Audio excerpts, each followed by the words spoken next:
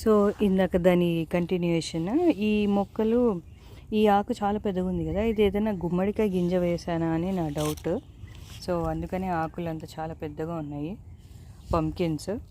And ఇదంతా పుదీనా వస్తుంది మాకు. పుదీనా, పొనగంటి కూర, పుదీనా అండ్ గంగవాయిల కూర అండ్ మోస్ట్లీ యాక్చువల్లీ ఈ మూడు ప్రతి సంవత్సరం వచ్చేస్తాయి.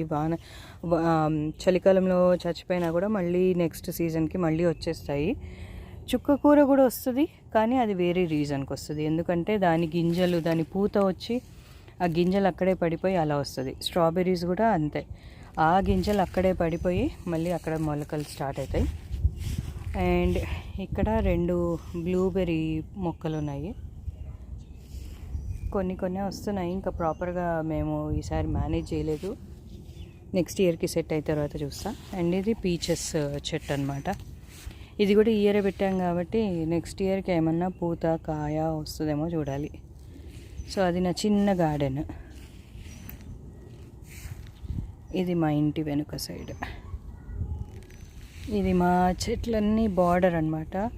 కొంచెం గ్రో అయితే, ఎందుకంటే మాది కొంచెము కిందికి ఉంటుంది వెనకాల వాళ్ళ ఎలివేషన్తో చూస్తే.